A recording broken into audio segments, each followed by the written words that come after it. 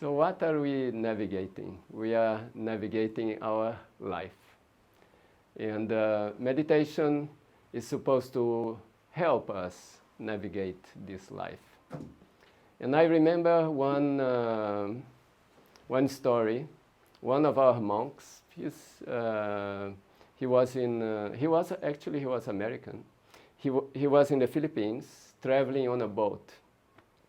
And it was a very calm sea, and the captain was there relaxing on the deck also with the passengers. So they started talking, and he asked the captain that, is it always like this, very calm sea and very easy? The captain said, no. Sometimes there are storms and there are very high waves. So he asked, and how do you do with all these high waves?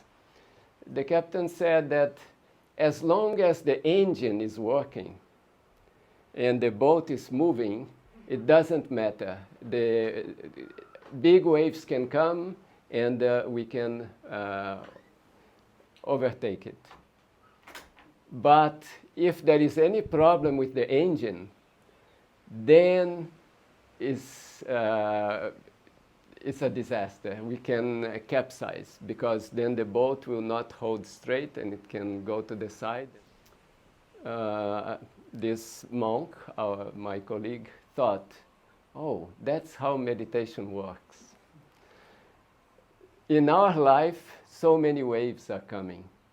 Let's say moments of disaster or moments of happiness also, but these are like high waves or low waves, and we are navigating in that ocean.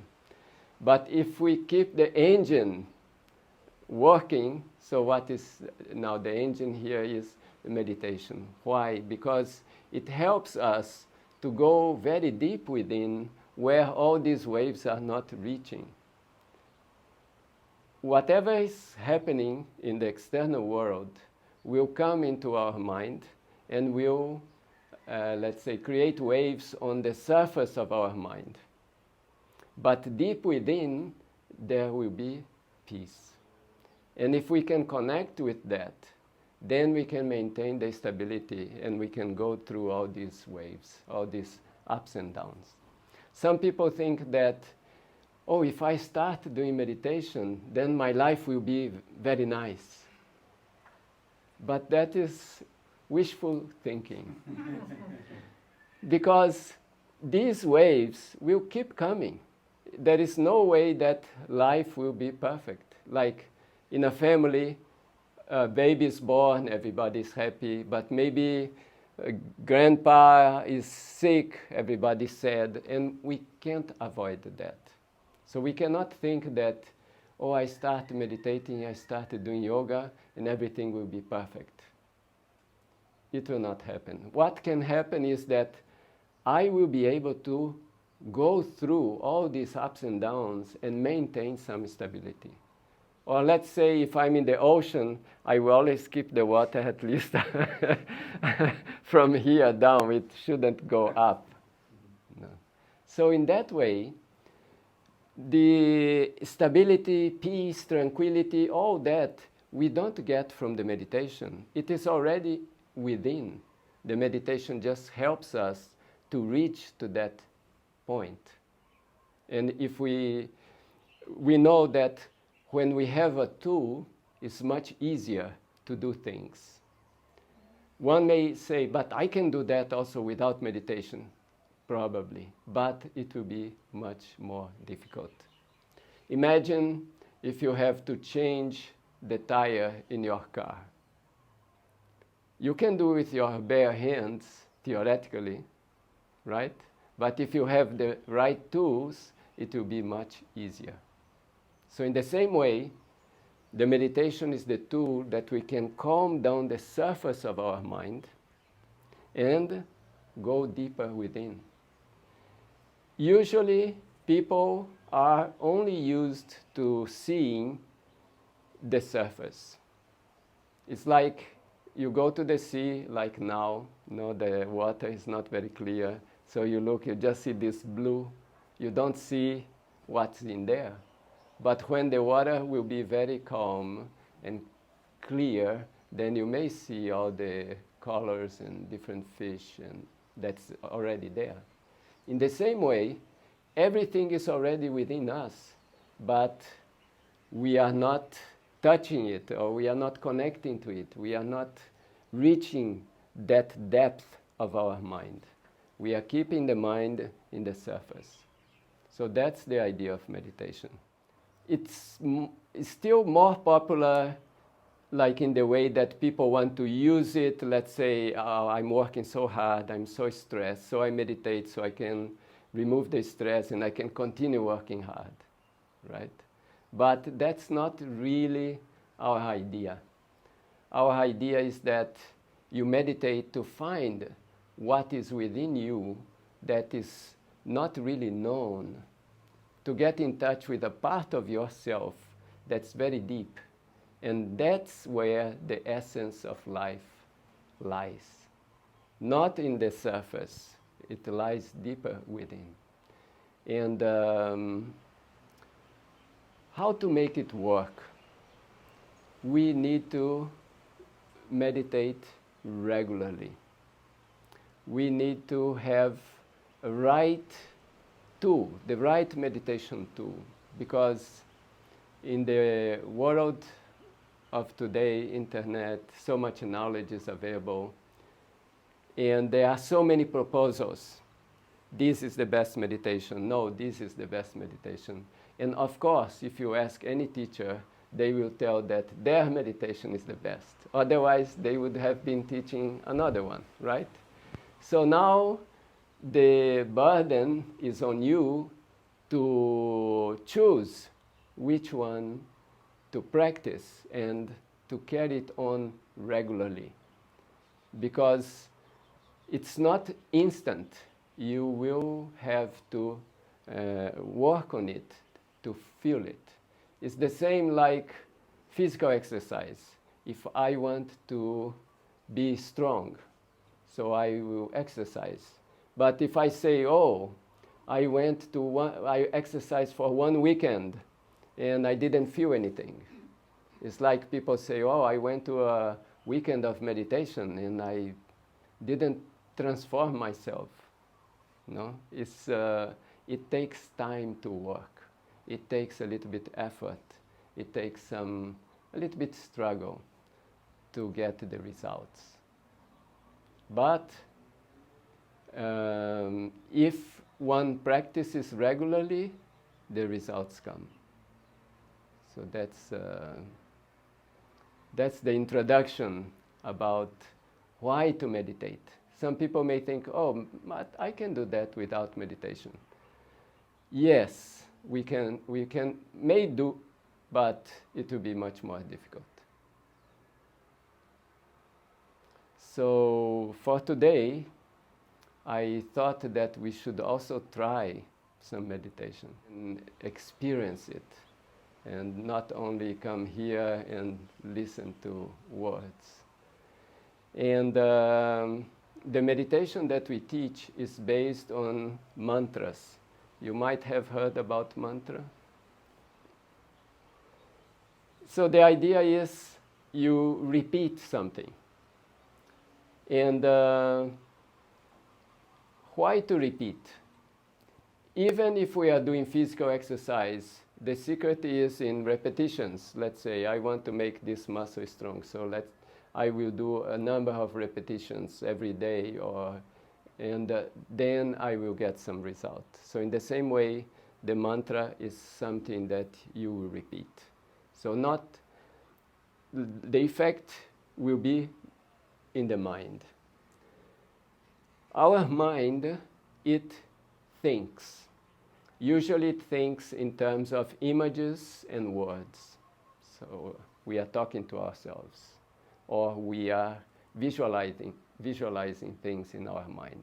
So mantra connects them. There is the sound, so it's words. Those words have a meaning. And also let's say, some part of visualization. So it connects all these things together. And by repeating the mantra, and the mantra you can repeat aloud or you can repeat in silence. And you can also combine the two. If you are repeating it aloud, you are saying it, so you're using your vocal cord.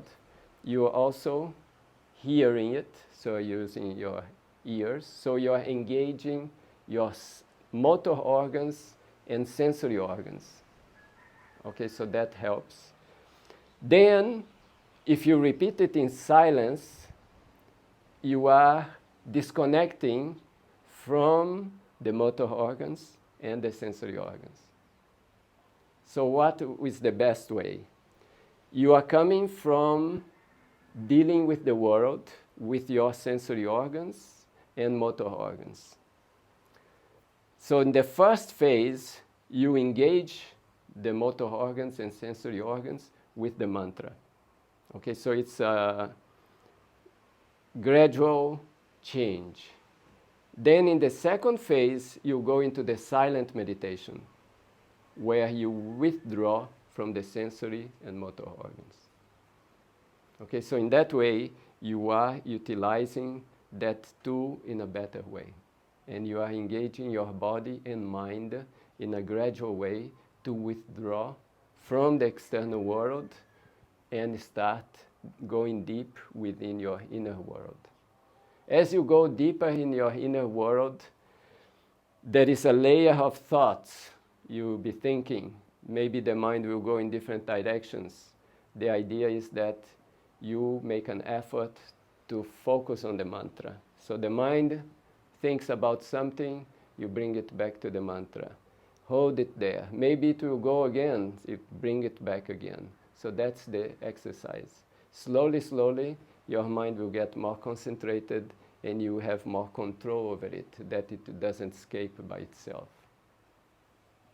So what we'll do today, we will sing the mantra, because music also has this idea of elevating the mind. So we'll sing the mantra for a moment, a few minutes.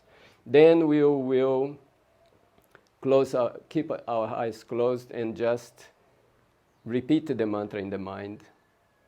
And we may do, I'm planning 3 rounds of it, very short, like a minute, 2 minutes each part of it. And in that way, we will let our mind go and bring it back and exercise to keep it in the mantra. Now about the meaning of the mantra, okay, because what should we think about during meditation? And that comes back to us, human beings, what we are looking for. So let's say many people come to Maui, right? So why do they come here?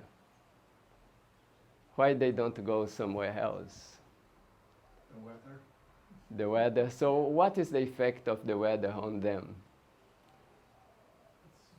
Happiness. Happy. Makes them feel good, Yeah. feel happy, no? So the general psychology of any being, especially human beings, we are looking for something that makes us feel happy. If you see an advertisement, come to Maui, it's terrible, everything is not good there, like, who will come?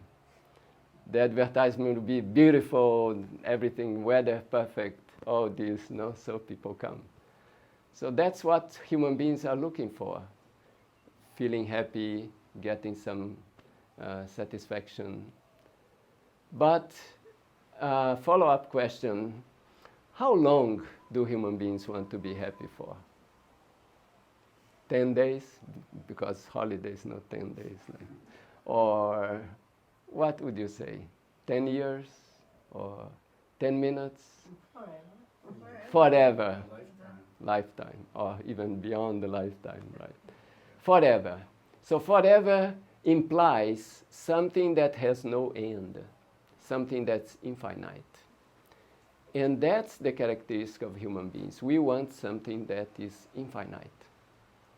We are not satisfied with a little. Some people may say, no, if I have a small house and a little bit yard, I'm happy. And then they get it, then they think, maybe I need an extra room here because a little bit small. And then they think, maybe this house is not big enough. I need it. We always want more. They are not, happy with what they have. Human beings have this characteristic that we want more, we want more. We want infinite. Okay? So the meaning of the mantra should be something that is not limited. Otherwise, we are limiting our minds and we will not attain what we are really looking for. That's one thing. The mantras are in Sanskrit because the Sanskrit language, the way the sounds are, have some relation to sounds in our body. So the sound of the Sanskrit can harmonize the way our body functions. So that's another characteristic of the mantra. And so the meaning, something finite, the sound, and another thing, there is a force that's very powerful, especially amongst human beings. And so which force is that?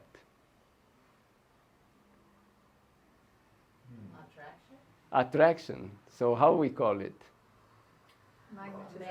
Magnetism. Love. Okay? Love, suppose here enters a small boy and the mother is in the room. The small boy will run there, right? Because there is this love. So love is the most powerful force. So we have to utilize it for meditation. If we want our meditation to be strong, we have to utilize that force. So now we have Sanskrit, we have the meaning should be something infinite, and there should be love there. So infinite love. So the idea is to create in the mind the idea that this infinite love exists. It's like we are creating a story for us that this infinite love, it exists and it is within me. And I have to go and find it. And that's the idea of meditation. And the mantra gives that idea. And in the beginning, it might be something theoretical because we are going within and we are just finding that I'm worried about this and I'm thinking about that. But below that, as if we can go deeper, then we will start feeling it. So we'll take a few minutes and I will use the guitar. I'm not the best singer, but that's good, so you feel encouraged to sing with me. If we have a very good singer, you may feel a little bit, embarrassed to join, but yes. I have a question whether we could close maybe because it's kind of really loud. Yeah. Oh, there is somebody working there. Oh, you can't hear because you're an elevated being, but that's one of the wishes. Okay. That's just to exercise us that we will never have the perfect place for meditation. I'll say. Yeah. Some people think that, I cannot meditate because I don't have the perfect place. But there will never be a perfect place. So you have just to, here I do the meditation. But it's okay, we have the means to reduce the effect, so we use it. Yeah.